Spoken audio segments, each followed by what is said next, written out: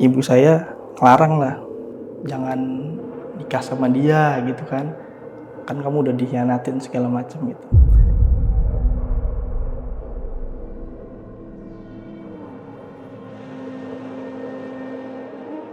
Datanglah tuh ibu saya tuh ke toko tempat saya kerja. Datang, pas itu dia entah nyari tahu dari mana, bawa perempuan lain. Perempuan lain. Akhirnya bapak saya juga ke kenalannya orang bisa lah gitu ya. Iya, ternyata itu ada yang ngirim, ada yang ngerjain gitu kan.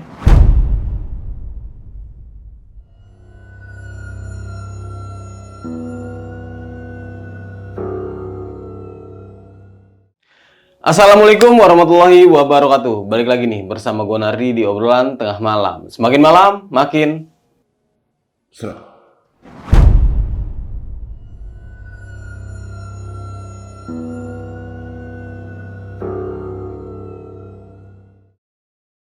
Oke nih sob, kali ini gue sudah menghadirkan seorang narasumber yang akan menceritakan sebuah pengalamannya ketika ia dan keluarganya disantet nih oleh seseorang selama 10 tahun lamanya.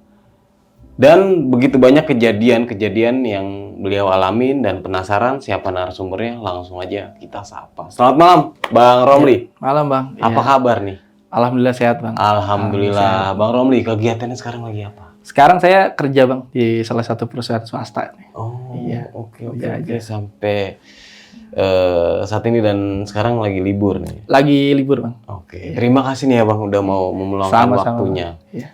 Dan ini kejadian selama 10 tahun lamanya nih.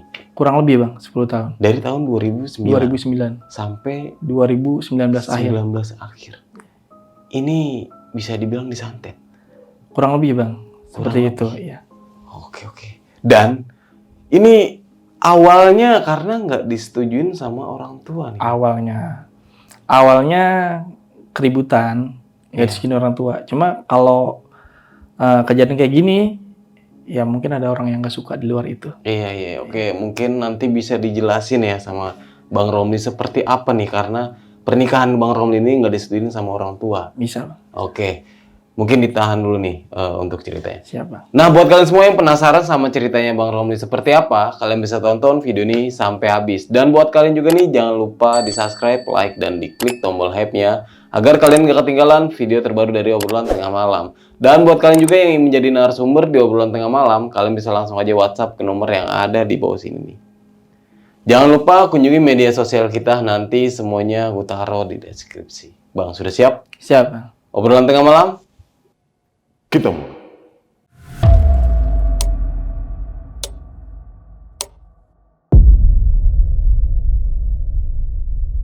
Oke, Bang Romli, itu gimana tuh Bang? Cerita lengkapnya, silakan. Cerita lengkapnya gini Bang, saya kan sama istri itu kenal memang dari SMP nih. Teman sekolah, teman main bareng gitu kan. Nah kita juga kan pacaran itu kayak pacaran cinta monyet lah. Bahasa zaman sekarang cintanya cinta monyet. Karena dari SD, dari SMP gitu kan. Dari SMP kita udah kenal, kalau orang dulu kan bilangnya, anak SMP pacarannya cintanya cinta monyet, bukan cinta seriusan gitu kan. Gitu. Nah cuma memang seiring berjalannya waktu ya kita setahun, 2 tahun, 3 tahun terus bareng nih. Karena memang bisa dikatakan satu sama lain nyaman.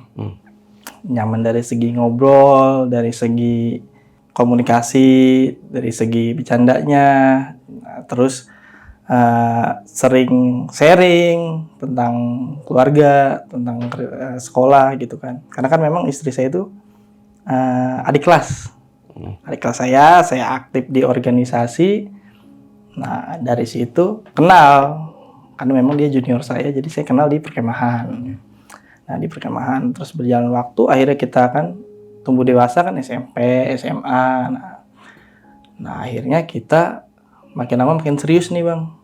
Makin serius, makin ada tujuannya untuk apa gitu kan. Meskipun waktu itu masih SMA, cuma kita rasa kita udahlah kayaknya emang ini jodohnya gitu kan.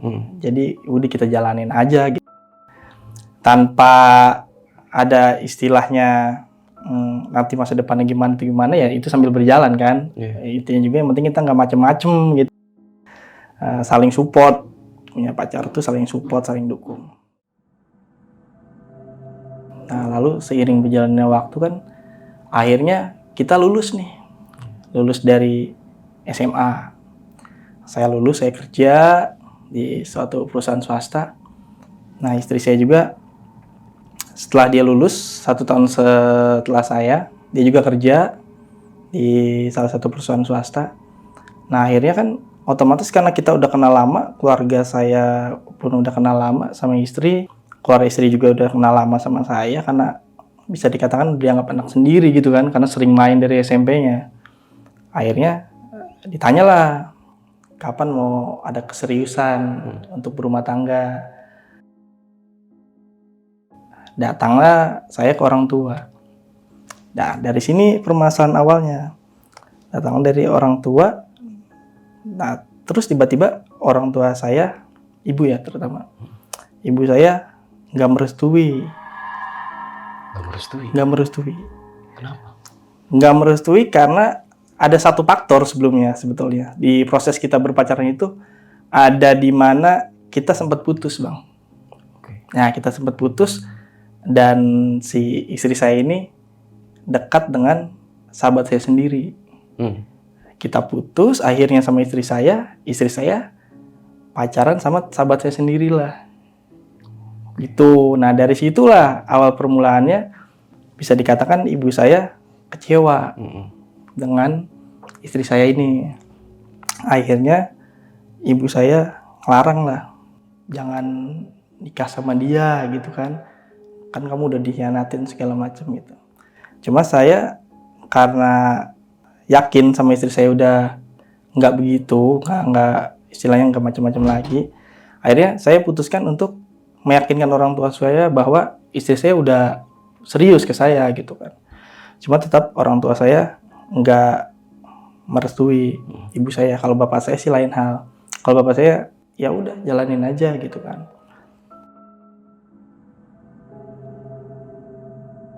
Ibu saya tidak merestui, akhirnya tetap saya paksakan untuk jalanin nikah.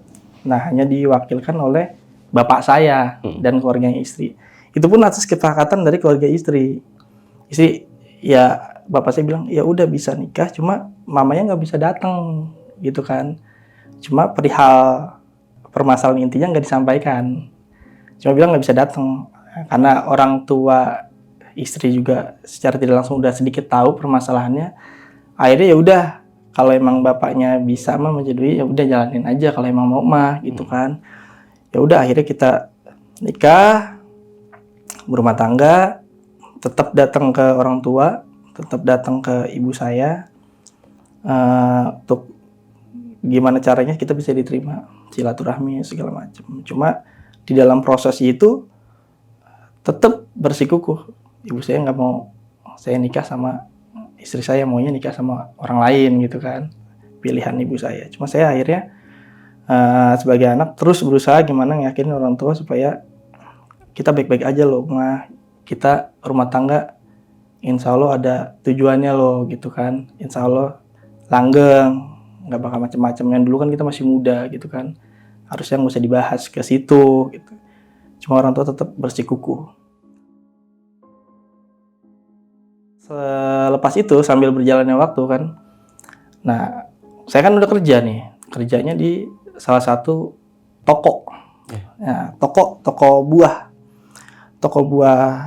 jualnya barang-barang dari luar gitu di daerah Bekasi.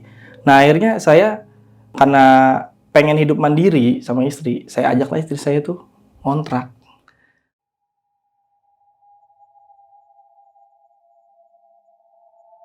Ngontrak di daerah Bekasi situ dekat toko.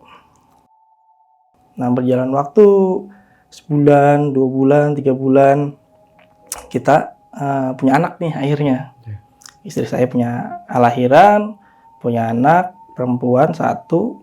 Nah dari situ kan otomatis kebahagiaan kita bertambah. balik lagi nih ke orang tua akhirnya. Gimana caranya supaya udah ada cucu loh ini gitu kan. Tapi orang tua tetap bersikukuh untuk nggak mau gitu kan. Nggak mau nerima gitu kan. Ditolak Bang. Padahal kita bawa anak kita gitu kan. Wah ini udah ada cucu loh gitu kan. Mudah-mudahan kita nggak diterima ya cucu kita mudah-mudahan bisa diterima gitu kan. Nah berjalan waktu itu tetap nggak diterima. Akhirnya saya sama istri ya udah mau gimana gitu kan, konsultasi ke bapak saya, yang nggak apa-apa udah yang penting udah usaha gitu kan, udah meyakinkan orang tua segala macem. Yang penting pesan orang tua saya, bapak saya, yang penting kamu ngejalanin rumah tangganya ya udah yang bener yang lurus, jangan macem-macem. Tunjukin ke mama kamu bahwa kamu tuh bisa berumah tangga dengan baik, nggak seperti apa yang dipikirkan orang tua. Itu nah, berjalan waktu sebulan, 2 bulan, 3 bulan gitu kan,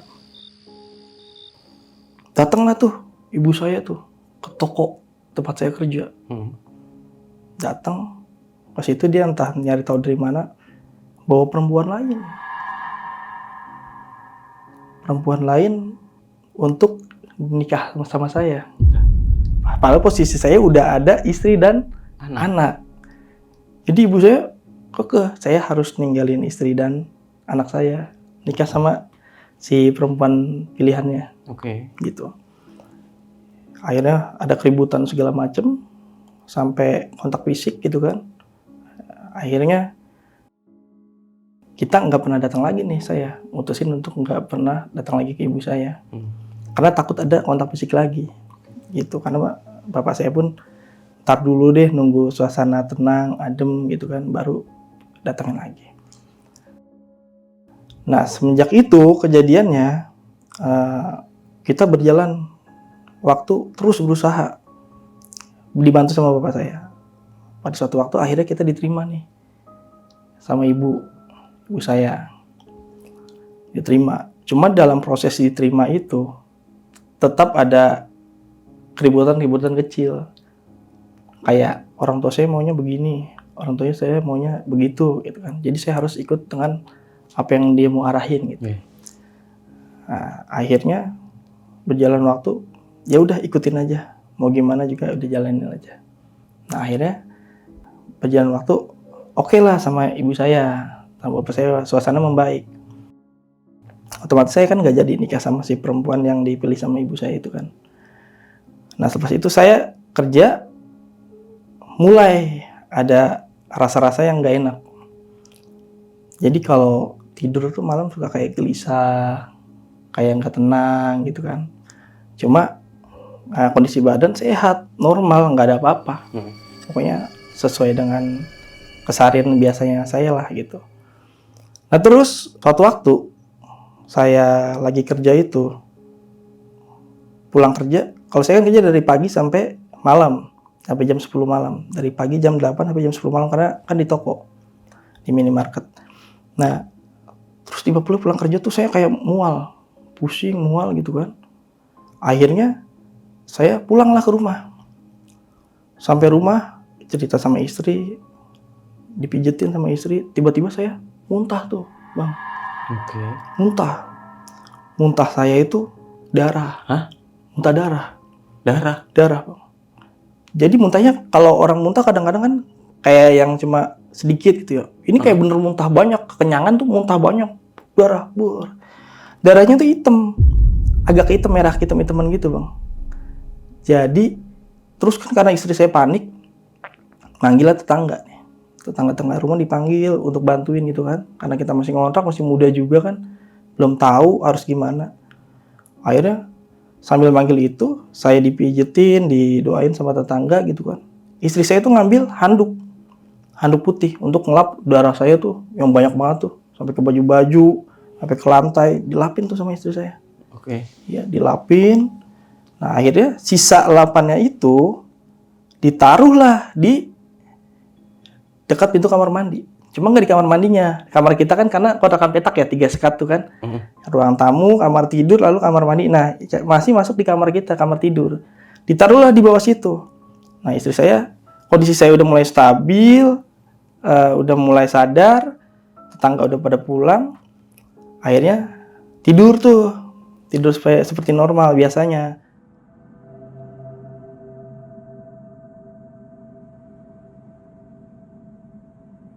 Nah pas besok pagi, istri saya mau bersihin handuk bekas ngelap.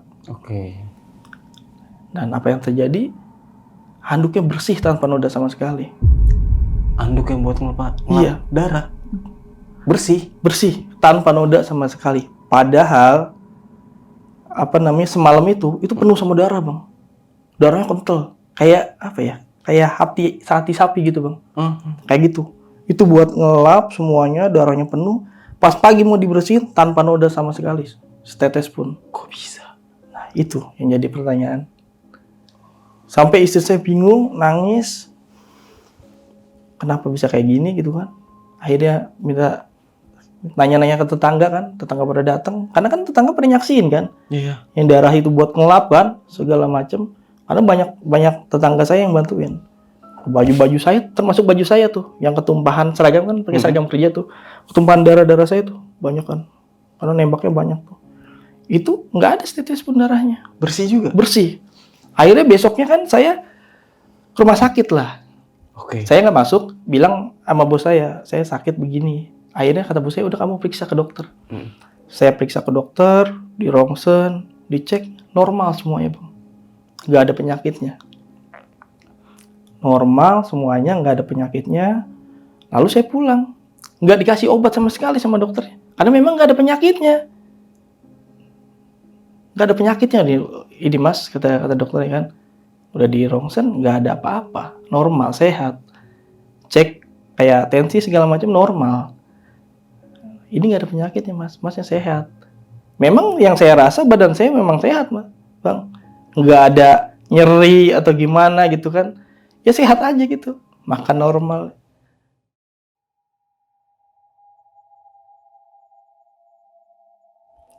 Nah pulang ke rumah itu, saya tetap berjalan aktivitas seperti biasa. Sambil bertanya-tanya, penasaran kemarin itu sebenarnya kejadian apa gitu kan ya. Nah cuma saya sama istri ya udah, yang udah berlalu biarin berlalu. Nah anak saya yang kecil ini, yang baru lahir ini, jadi nangis terus nih Bang. Setiap habis maghrib sampai subuh nangis. Nangis terus ya, mungkin kalau kata orang tua tuh anak kecil tuh bisa lihat mungkin ya, bisa lihat yang halus, makhluk halus gitu kan. Oke. Nah akhirnya si anak kecil ini, anak saya tuh nangis terus. Kalau siang sih normal, nggak ada apa-apanya, nggak nangis, nggak apa, main seperti biasa. Pokoknya jam dia nangis dari pagi sampai subuh. Malam itu saya bergantian tuh sama istri. Saya berapa jam, nanti istri saya tidur sementara, ntar gantian lagi nangis ya, digendong gitu. Kalau ditaruh nangis. Pokoknya kalau ditaruh nangis ya, dia kayak orang ketakutan gitu, histeris nangisnya. Nah akhirnya pada suatu waktu, ingat saya itu hari Kamis malam Jumat. Tiba-tiba di dekat rumah kita tuh ada Mapraji. Mapraji? Iya, Mapraji itu kayak nenek-nenek atau ibu-ibu yang ngurut anak kecil, bayi. Nah terus jampi yang kalau anak rewel tuh jampi gitu kan, supaya tenang gitu kan, nggak nangis terus. Nah manggil Mbak Praji, nggak jauh dari rumah kita tuh ada, memang ada. Ini kesaksian dari Mbak Prajinya. Mbak Prajinya cerita akhirnya setelah kejadian ini. Mbak Praji pas azan maghrib itu ada yang datang ke rumahnya, cewek. Dia bilang cewek, rambutnya panjang digerai. Terus bilang, Mak itu tuh yang di kontrakan depan anaknya nangis terus, kesian, cepetan datengin, diobatin gitu kan.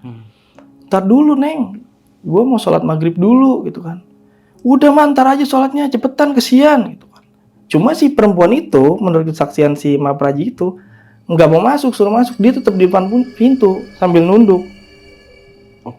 Nah, rambutnya panjang, baju merah. Lalu Mapraji karena dipaksa terus sama perempuan itu, berangkatlah ke rumah saya ke kontrakan. Tiba-tiba sampai kontrakan, ketemu istri.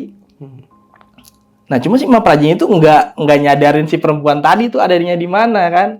Ada istri saya, karena kebetulan anak saya lagi nangis tuh, lagi digendong. Neng, ini yang punya anak kecil di sini siapa ya? yang nangis terus.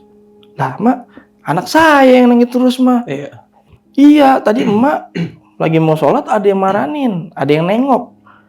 Perempuan pakai baju merah, dress merah tuh panjang kayak baju panjang gitu merah, rambutnya panjang. Suruh kesini katanya. Lu nyuruh siapa? Kata Mbak Praji. Lah saya nggak nyuruh siapa-siapa. Nah, makanya pas si Mbak Prajinya itu bingung, lah terus siapa yang maranin tadi? Yang nengok gitu kan. Istri saya juga, lah saya nggak tahu Mas, saya nggak nyuruh siapa-siapa. Gitu. Akhirnya dengan kebingungan itu, Mbak Prajinya pulang. Mbak Prajinya pulang, besoknya langsung sakit, Bang. Mbak Prajinya. Pas besoknya lagi dapat info tuh, kan istri saya cerita tuh sama tetangga. Si Mbak Prajinya tuh sakit meriangin. Katanya habis pulang dari rumah lu langsung meriangin dia. Nah sampai sekarang kita nggak tahu tuh si perempuan itu siapa.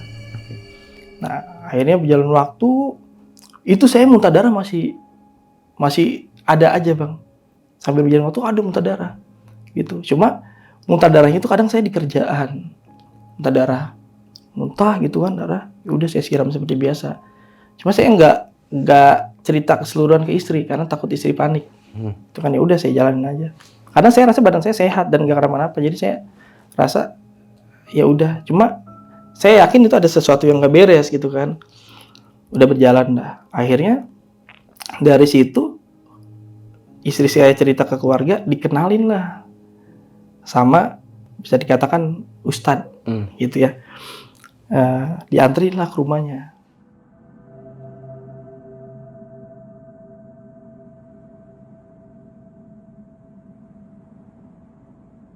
Kita ngobrol di situ, dikasih nasihat segala macem gitu kan. Suruh minta maaf ke orang tua gitu kan. Cuma di proses itu si Abi ini nggak cerita apa-apa, cuma ya udah sebagai anak minta maaf ke orang tua. Datanglah saya ke orang tua minta maaf lagi. Ya udah tuh berjalan waktu. Nah terus saya diobatin lah bahasa sederhananya, karena masih sering kejadian kayak gitu, muntah darah segala macam, diobatin sama Abi itu. Saya disuruh mandi air yang udah didoain sama si Abi itu. Mandi, biasanya kan mandi dingin ya. Ini airnya kayak air anget, malah cenderung ke panas. Saya berpikir ini emang airnya disediain yang panas kali ya. Saya berpikir gitu, positif aja udah, nggak macem-macem, nggak ada yang aneh-aneh. Nah, selang saya mandi keluar, terus si Abinya nanya, udah mandinya? Udah Bi, saya bilang itu kan. Gimana rasanya? Enakan Bi, cuma airnya agak panas. Loh, agak panas, kata anaknya itu kan, ada anaknya di situ. Agak panas kata gitu. Itu kan air dingin, nggak pakai apa-apa. Kita nggak ada water heater gitu. Itu kan langsung dari ember, kok panas gitu. Loh, saya bingung juga kok kenapa bisa panas gitu kan. Ya udahlah saya bilang, oh ya udah, mudah-mudahan sehat kayak gitu kan. Cuma nanti kalau ada segala sesuatu ya ngomong aja gitu kan. Nah udah saya pulang. Nah dari Bekasi itu akhirnya saya disuruh pindah sama mertua, deket dia, suruh balik supaya kalau ada apa-apa tuh ada orang tua lah gitu ya. Kalau ada kejadian apa-apa, akhirnya saya pulang ke dekat rumah mertua. Saya tinggal di situ. Yang nggak selang berapa lama itu, tinggal di situ beberapa bulan. Tiba-tiba di rumah saya itu, istri saya tuh nemuin kayak belatung. Kalau belatung kecil nih, kayak mungkin kayak ulat sagu ya. Kalau ulat sagu segini, cuma ini versi pendeknya segini, setengahnya lah. Setengah jari ini. Satu. Terus di dalam ruang tamu ada lagi. Ada beberapa tuh, 4 atau 5. Cuma saya bilang sama istri itu, sebetulnya saya juga ngerasa ada sesuatu yang nggak beres. Cuma saya nenangin istri supaya nggak panik. Nah terus saya kata istri, Piko ini ada ulet ya gini segala macem. Saya bilang udah sapuin aja, mungkin ulet kayu. Saya pikirin gitu kan. Namanya ini rumah udah lumayan lama, mungkin ulet kayu gitu. Akhirnya dibersihin sama istri. Pas dibersihin, pas malam tidurlah kita di kasur kan.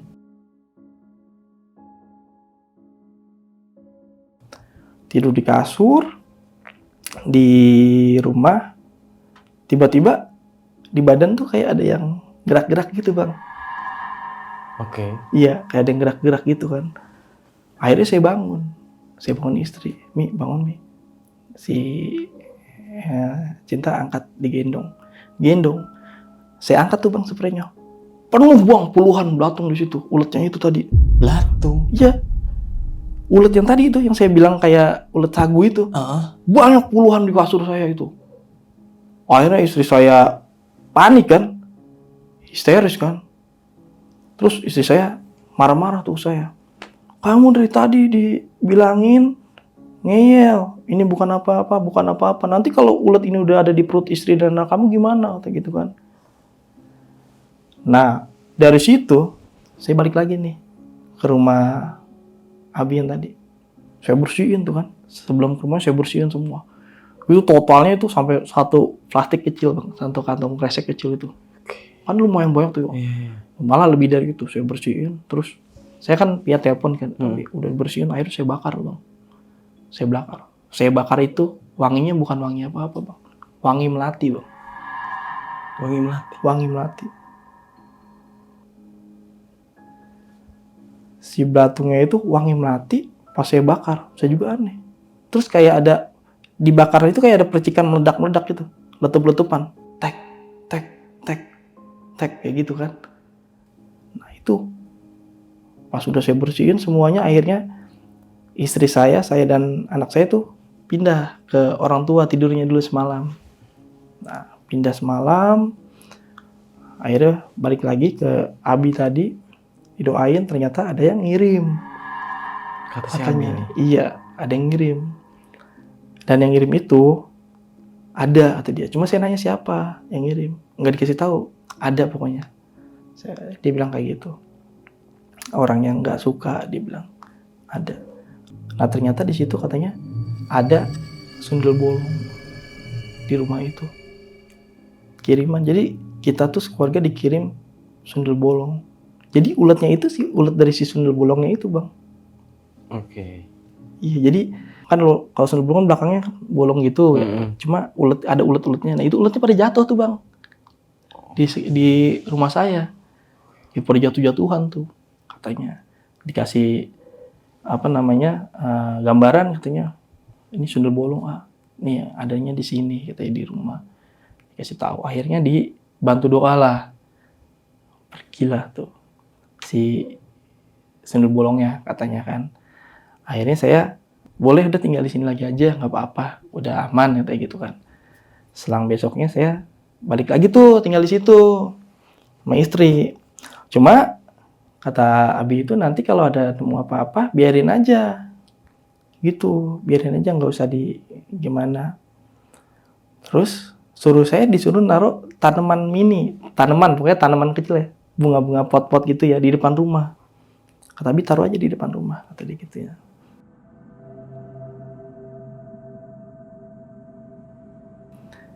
Pas itu suatu waktu kejadian malam Jumat juga. Nah saya ngerasain kayak mual lagi tuh Bang. Mual kayak pengen muntah lagi. Nah, cuma itu nggak sampai kejadian muntah. Terus saya masih inget tuh zikir doa segala macem kan. Akhirnya nggak jadi tuh muntahnya. Pas saya masuk ke dalam mau tidur, tiba-tiba di kasur saya tuh ada batu Bang. Batu seukuran seginilah. Segini, seujung jempol ini, batu warna kuning. Nah terus kira saya permen, karena bentuknya bening kan, ada tuh permen yang bening kan, yang warna kuning itu bening. Saya gigit-gigit tuh, kira saya permen. Ternyata ini batu. Ini batu apaan? Saya nanya tuh sama istri. Yang ini batu apaan ya? Waduh, nggak tahu deh kita gitu kan. Kok bisa ada di sini gitu kan? Warnanya warna kuning kayak batu cincin gitu. Akhirnya ya udah, saya simpen tuh batunya, saya taruh di lemari baju saya, di bawah baju. Tujuan saya besok saya bawa anterin ke Abi. Pas besok pagi saya mau ke rumah Abi, udah nggak ada bang batunya. Maksudnya gimana? Batunya udah nggak ada. Yang semalam saya taruh di bawah baju itu, saya simpen. Besok pagi udah nggak ada. Batunya udah nggak ada. Nah terus pas saya keluar depan rumah, tanaman yang kemarin Abi suruh taruh di depan itu, tau nggak bang? Gosong. Gosong. Kayak dibakar gitu bang. Itu kayak dibakar. Nah terus saya kan aneh kan, karena memang tanaman saya taruh dalam posisi seger, dalam posisi fresh gitu kan. Nah terus pas keluar tiba-tiba gosong kayak kebakar. Ya udah deh, saya nggak berpikir panjang, baliklah ke rumah Abi tuh. Saya ceritain, saya bawa ininya.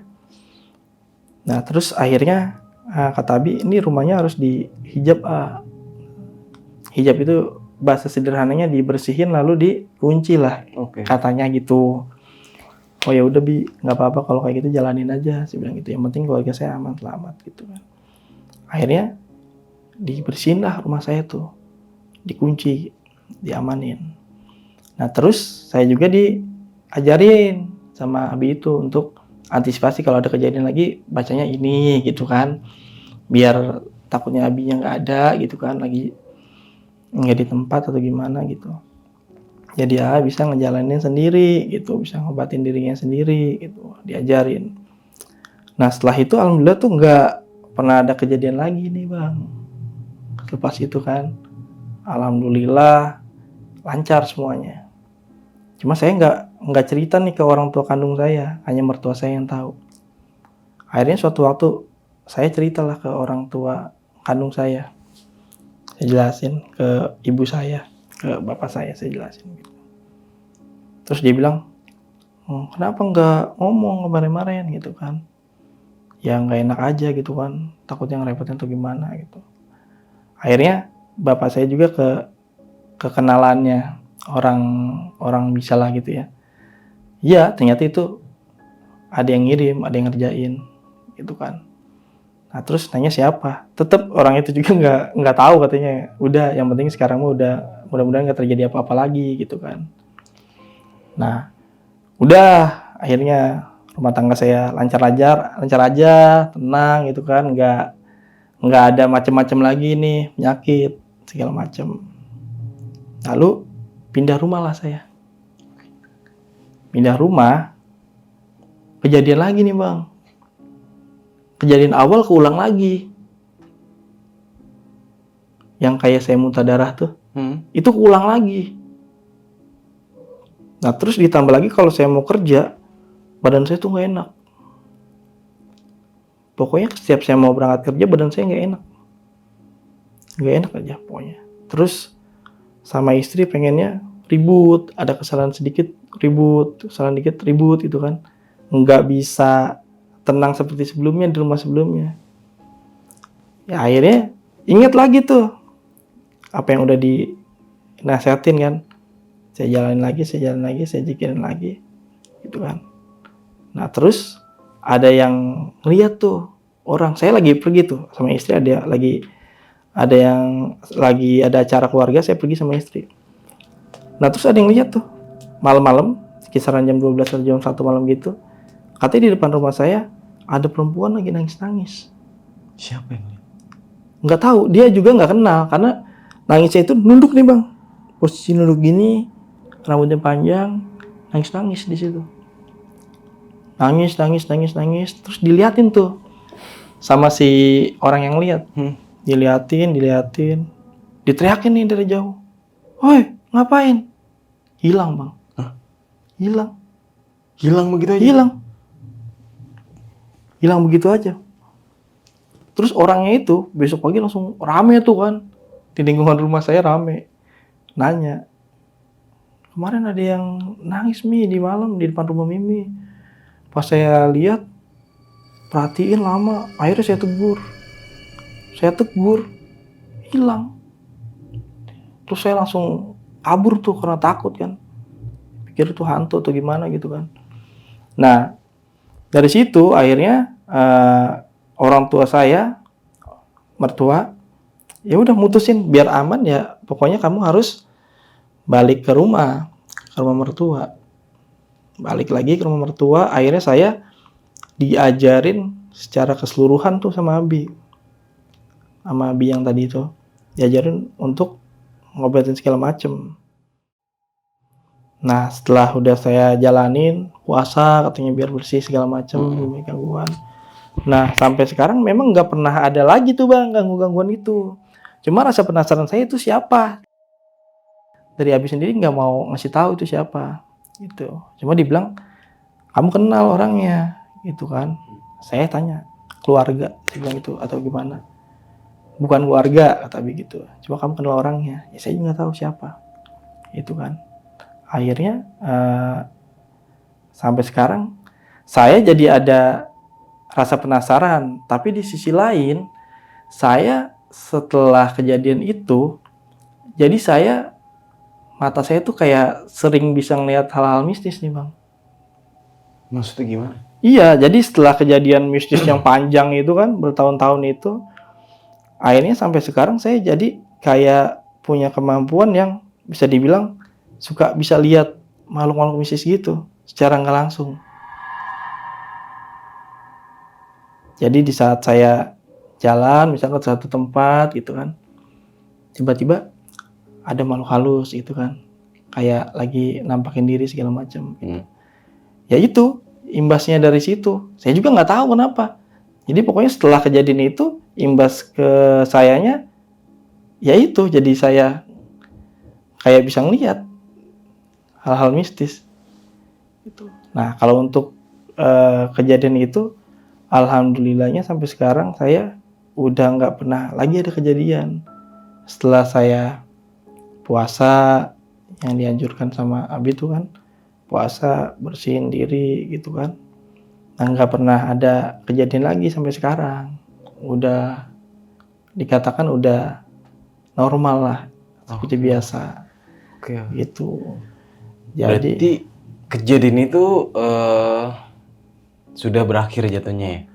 Jatuhnya sudah berakhir bang, cuma yang saya rasakan sekarang efeknya itu saya jadi bisa agak sensitif. Jadi di saat ada sesuatu yang nggak baik, saya seperti kayak badan saya, atau ada yang bilang, sederhananya ada yang bisikin gitu kan, ini ada sesuatu yang nggak baik, ini ada yang nggak benar gitu kan. Jadi kayak sensitif aja sama hal kayak gitu, imbasnya. Gitu bang. Nah ini kan dari awal nggak direstuin. Gitu. Iya bang, benar. Sama ibu, mama, sama betul, ibu. Iya. Nah ketika semuanya ini berlangsung dengan bisa dibilang apa ya ini karena keterpaksaan atau emang karena apa nih semuanya itu ya udah kita lakuin pernikahan ini aja tuh karena apa tuh? Ya karena itu bang yang tadi saya bilang awalnya, memang karena saya udah nyaman, udah cocok, keluarganya juga nerima saya apa adanya gitu kan. Orang tua saya sebetulnya dulu itu sebelum kejadian itu sayang sama istri saya. Sebelum ada kejadian. Iya, sebelum ada kejadian yang saya putus itu kan, sayang, sangat sayang. Nah, setelah kejadian itu mungkin orang tua saya ada sakit hati atau gimana gitu kan, sampai akhirnya itu nggak direstuin. Cuma tetap kita jalanin, kita paksain. Nah, kalau orang-orang kan mikir, wah ada yang hamil duluan atau gimana gitu. Iya, soalnya nggak diizinin sama orang tua. Nah, karena nggak diizinin sama orang tua, tapi tetap jalan gitu kan. Nah, cuma positif, saya ambil sisi positifnya aja ya. Orang kan nggak tahu kan cerita yang sebenarnya. Ya selama bapak saya datang menyetujui, bapak saya bilang kalau mamah mah emang keras mamahnya. Ya kalau saya insya Allah doain aja, support aja gitu kan, mudah-mudahan rumah tangga lancar. Tapi berjalan waktu, sekarang dia udah normal. Jadi, udah maksudnya orang tua sekarang udah welcome. Anak udah nerima. Anak udah nerima. Udah. Kalau kemarin kan ibu nggak nerima. Nah, itu ibu saya awalnya nggak nerima. Cuma seiring berjalan waktu, anak saya nambah 1, 2, 3 gitu kan. Anak saya kan 4. Nambah. Nah, ibu saya alhamdulillahnya sekarang ini udah nerima. Udah terbuka lah ya, udah terbuka hatinya. Karena secara tidak langsung saya bisa membuktikan ke orang tua saya bahwa saya nih bertanggung jawab sama keluarga saya. Bertanggung jawab sama istri, sama anak-anak saya. Nah, jadi secara nggak langsung orang tua saya, ibu saya akhirnya, oh ya udah, yang udah mau udah aja, sekarang udah jalanin aja. Iya benar. Gitu, benar. Oke, nah ini kan awal semuanya itu terjadi ketika ibu bikin kerusuhan di toko. Di toko, betul. Ya kan? Nah, setelah dari situ Bang Romli ini mengalami kejadian sesuatu. Mistis, betul. Ya kan? Nah, ketika mengalami kejadian sesuatu, sempat cerita nggak sama istri, dan istri beranggapan seperti apa? Kalau istri memang kan secara langsung dia saksinya kan Bang? Iya. Saksi. Nah, kayak saya muntah darah juga kan di depan istri kan muntahnya. Nah, itu istri tetap ambil positif. Cuma ada orang yang bilang, ya maaf gitu ya, pokoknya orang tua lu dia ngerjain gitu kan, atau gimana gitu kan. Ada aja orang-orang yang selisih dengan itu, karena orang tua lu nggak terima, kayaknya lu dikerjain deh biar lu pisah atau gimana. Cuma saya nggak yakin sama sekali bahwa orang tua saya ngerjain. Itu karena saya meskipun istilahnya nggak disetujuin, saya tahu karakter orang tua saya gitu. Nah, cuma saya waktu-waktu pernah bermimpi didatengin sama kakek-kakek. Oke.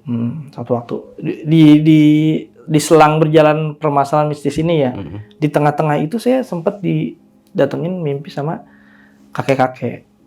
Kakek-kakek dibilang katanya dia leluhur saya.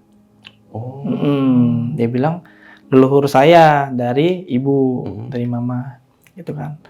Nah, terus dia bilang, nanti mah ibadahnya ditingkatin biar makin rajin, biar jauh dari hal-hal mistis, kata gitu ya. Soalnya ada perempuan yang pengen rumah tangga rusak. Perempuan yang pengen rumah tangga rusak. Oke. Karena dia pengennya sama AA nih hidupnya. Oke. Gitu.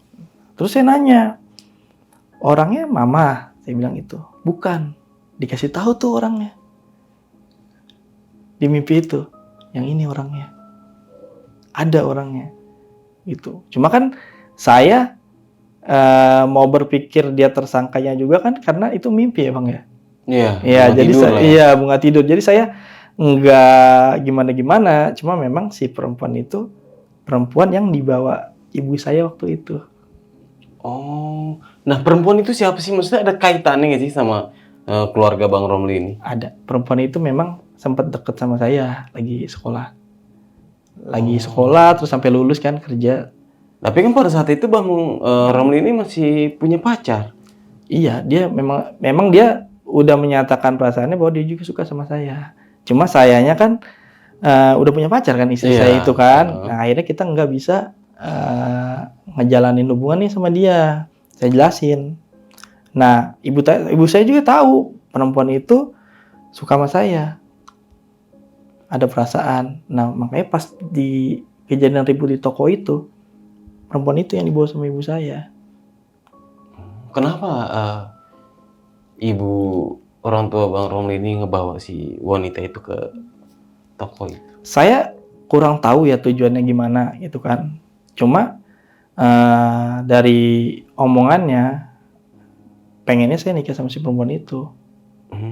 Itu pengennya. Yang nggak tahu gimana ya ibu saya kena kehasut sama si perempuan itu atau gimana, saya kurang paham gitu ya.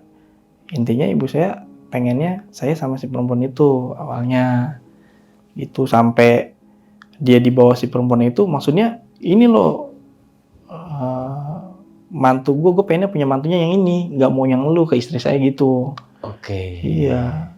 Oke, nah dari semua kejadian ini tanggapan dari mertua itu seperti apa? Kalau mertua saya kebetulan bapak dan ibu tuh bisa dikatakan orang yang taat agama ya Bang. Mhm. Sangat taat Bang. Jadi di proses kita ribut sama sama orang tua saya, bapak mertua tuh bolak-balik tuh ke rumah saya, ke ibu saya. Iya bu, udah biarin anak-anak mah, udah pada nikah, kita doain aja sebagai orang tua. Intens tuh, sering tuh bapak mertua saya tuh, kalau ada waktu datang ke rumah ibu saya, ke rumah bapak saya, gitu kan silaturahmi, bilangin, nasihatin gitu kan. Cuma kan waktu itu memang ibu saya masih keras lah istilahnya. Enggak pak, saya emang nggak mau punya menantu anak bapak segala macam.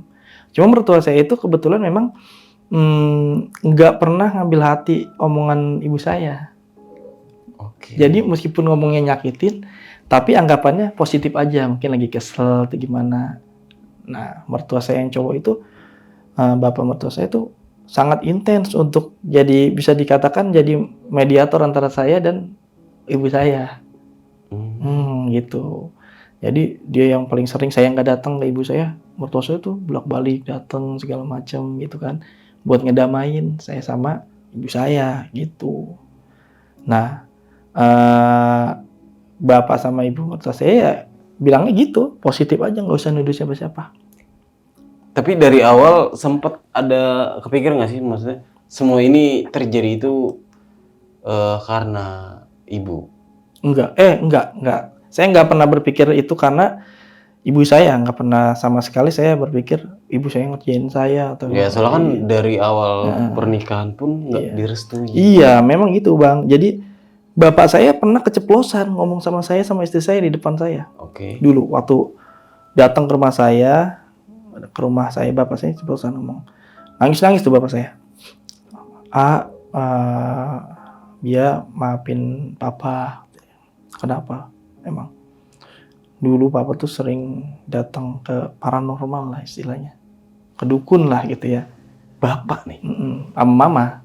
Bapak dan ibu saya. Itu pas udah punya anak, udah berjalan. Oh berarti udah nikah nih ya? Udah nikah. Okay. Ya, jadi udah nikah, udah punya anak. Bapak saya datang ke rumah sambil nangis, kayak nyesel gitu kan. Nyesel papa diajak sama mama bawa foto A sama Bia.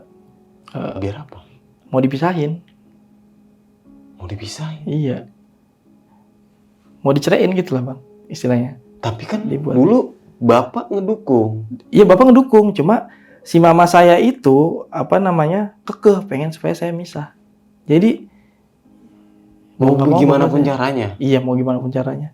Tapi bapak saya bilang nggak ada niat sama sekali untuk menyakiti. Nggak ada niat sama sekali untuk menyakiti saya, biar kayak muntah darah segala macam itu. Enggak, cuma pengen udah pisah gitu. Tapi kan itu udah terjadi sampai muntah darah sampai. Iya, cuma saya sempat ceritakan akhirnya ke bapak saya kemarin muntah darah segala macam. Akhirnya bapak bilang nggak pernah kayak gitu, nggak pernah sama sekali. Cuma pengen ya udah pisah aja. Dan ke paranormal pun bapak saya dan ibu saya ngomong pisahin. Ibu saya ngomong ke paranormal pisahin aja, jangan disakitin gitu, jangan dilukain, istilahnya gitu Bang. Pisahin aja gitu, mungkin dibikin berantem gitu kan, dibikin ribut gitu kan. Nah akhirnya bapak saya bikin pengakuan itu, nangis ke rumah, minta maaf sama saya sama istri saya. Ya papa disuruh mama untuk ngelakuin hal itu gitu ya, minta maaf. Nah setelah itu saya pun nggak ada kepikiran orang tua saya ngejahatin atau gimana, nggak sama sekali Bang.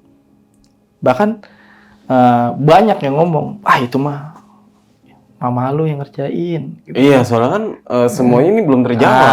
Awalnya itu. Iya, soalnya kan awal juga karena nggak direstuin. Nggak direstuin. Permasalahan awalnya itu sih Bang. Cuma saya pribadi nggak pernah mau, jangan kan berpikir ya, nggak pernah mau mikir bahwa itu kerjaan dari orang tua saya.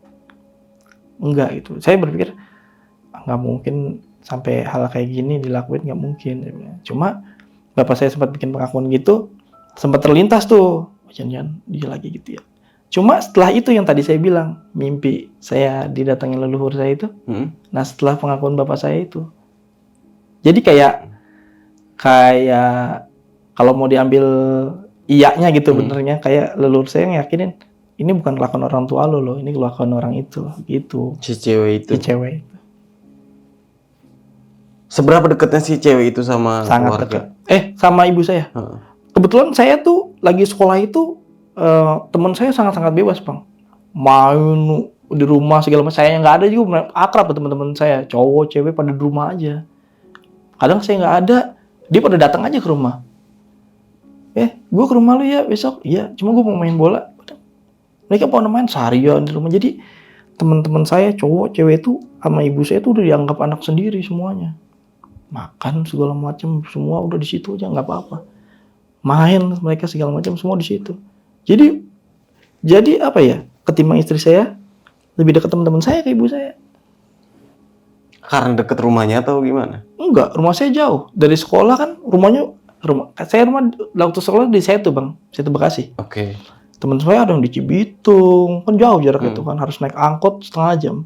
Ada yang di Cibitung, ada yang di Tambun, ada yang di mana. Mereka kadang-kadang janjian pada main tuh ke rumah saya hari Minggu gitu kan.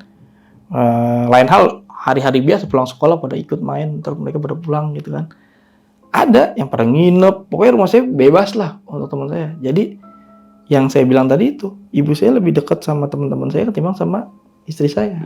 Istri saya memang sering datang juga, cuma ya nggak sedekat ibu saya ke teman-teman saya.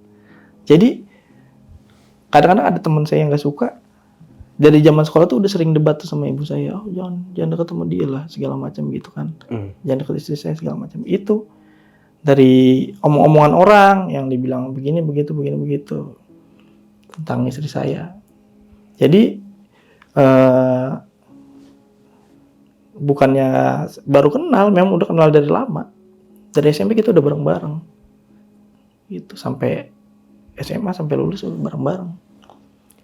Oke, nah kan akhirnya semuanya udah rukun ya? Udah rukun. Nah, itu ketika ibu mau menerima semuanya, awalnya seperti apa? Awalnya, ya itu. Awalnya gini, Bang. Jadi kan bapak saya tuh, kalau kan kebetulan bapak dan ibu saya udah misah kan. Misah. Cerai gitu. Ibu saya udah nikah lagi dan bapak saya tinggal di rumahnya. Saya kalau main ke bapak saya aja. Bukannya saya nggak mau main ke ibu saya, cuma yang saya takut ada keributan, nanti kesihan gitu kan, malu atau gimana, atau ada kontak fisik kan kesian. Makanya saya nggak mau datang ke ibu saya. Tapi bapak saya selalu ngomporin, tengokin mama lu gitu. Akhirnya suatu waktu Lebaran kemarin. Oh udah lama. Jadi kita damainya sih udah lama, Bang. Udah beberapa tahun lalu. Akhirnya saya memberanikan diri tuh datang tuh ke rumah ibu saya. Saya koordinasi ke adik-adik saya, kan saya ada 2. Saya telepon, mama ada di sini nggak? Ada. Aman nggak kalau gue kesana? Wah, gue nggak tahu sih. Udah coba aja kesini gitu kan. Adik saya kebetulan support tuh.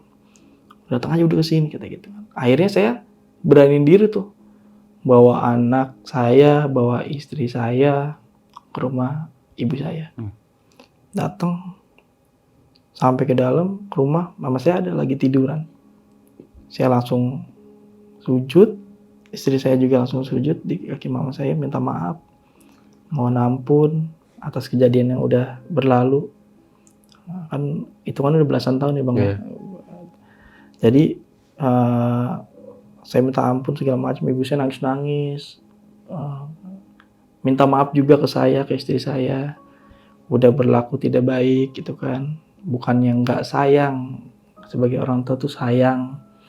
Cuma memang kemarin pakainya emosi. Jadi anggapannya gitu mama saya tuh. Maafin mama, mama sayang sama menantu, sama AA, sama anak-anak, cucu-cucunya gitu kan. Akhirnya kita saling maaf-maafan. Alhamdulillah sampai sekarang berjalan normal seperti sewajarnya sih, Bang. Oke. Gitu. Tapi sempat nanya nggak sih sama ibu tentang? Enggak, saya nggak berani. Tapi ibu sempat ngebuka omongan? Enggak juga? Enggak. Saya tahu dari bapak saya, yang tadi saya ceritain. Saya tahu dari bapak saya. Kalau sama mama, kan saya tahu banget karakter mama saya kan emosinya tinggi. Oke. Takutnya kalau saya ngomong jadi keributan lagi, Bang. Iya kan? Iya, benar. Udah susah payah kan damainya, tiba-tiba ribut lagi cuma gara-gara satu omongan gitu kan. Mendingan saya, udah. Nggak mau, sampai sekarang saya nggak mau cari tahu, nggak nyari tersangkanya siapa gitu kan. Ya udah yang berjalan mah udah biarin aja. Udah begitu aja. Begitu aja, biarin. Itu jadi cerita rumah tangga saya sama istri gitu kan, sama anak saya yang pertama tuh kan. Biar kedepannya mungkin ya kita lebih hati-hati dalam berbicara, berperilaku. Memang awalnya kan kesalahan berawalnya tuh dari saya. Iya. Iya kan, karena memaksakan kehendak saya gitu kan. Ya makanya dari situ saya bertanggung jawabnya ya saya harus benar-benar sama istri saya Karena untuk pilihan ya. karena untuk mempertanggungjawabkan apa yang udah saya lakuin. Sampai ribut sama orang tua, lu belain perempuan lain demi orang tua gitu kan. Iya. Ya makanya saya kayak gimana caranya gue nebus kesalahan ke orang tua, ke istri gitu kan. Istri kan jatuhnya jadi korban ya Bang. Nah, gimana caranya nebusnya itu? Ya udah, rumah tangga yang baik, jadi keluarga yang baik gitu kan, nggak usah macem-macem. Sekarang saya nggak pernah kemana-mana, pulang kerja pulang langsung. Kalau mau pergi kemana-mana sama istri, sampai kesini tadi kan sama istri gitu. Kayak berarti berapa tahun Proses Bang Romli maksudnya di kerjaan atau digempurnya itu iya. ya? Itu dari nikah saya kan 2009, nikah 2009 sampai 2020-an dah. Berarti 2019-an dah. Berarti 10 tahun Kurang lebih. disantet. Ya bahasa kasarnya begitu. Cuma ya bahasa sederhananya dikirimin. Muntah darah lah, yang inilah lagi kerja enak-enak tiba-tiba tanpa masalah di-cut lah gitu kan, segala macem gitu. Oke, dan alhamdulillah semuanya itu udah kembali normal ya. Iya, alhamdulillah Bang. Walaupun orang tersebut yang ngirim ini masih ada. Masih ada. Yang saya nggak nuduh dia ngirim ya, cuma yang di mimpi dan firasat saya orang itu. Yang menunjukkan ke situ. Iya, menunjukkan ke orang itu. Cuma saya nggak mau nuduh dia tersangkanya. Karena saya berpikir lebih baik nerimain apa adanya sekarang ketimbang saya harus nyari-nyari kesalahan orang lain. Iya benar. Gitu kan. Nggak akan ada habisnya. Iya benar. Oke, Bang, sekali lagi terima kasih nih. Sama-sama, udah Bang. mau menceritakan sebuah kejadian yang Iya, Bang. menimpa keluarga nih ya. Iya Bang, benar. Oke, sebelum mengakhiri cerita punya pesan-pesan nggak buat teman-teman yang nonton kisah Bang Romli ini? Semoga diambil sisi positif. Silakan, Bang. Pesan-pesan buat teman-teman semuanya, jangan lakukan apapun tanpa persetujuan orang tua. Intinya itu. Nah, terus berkata dan berperilaku yang baik kepada semua orang. Karena satu, penyakit hati itu berawal dari ucapan. Nah, kalau udah ucapan salah ke orang yang sakit hati, nah bisa jadi hal-hal kayak yang tadi saya alamin bisa terjadi gitu. Ya, mudah-mudahan apa yang saya alami tidak terulang ke rekan-rekan yang lain atau ke teman-teman yang nonton.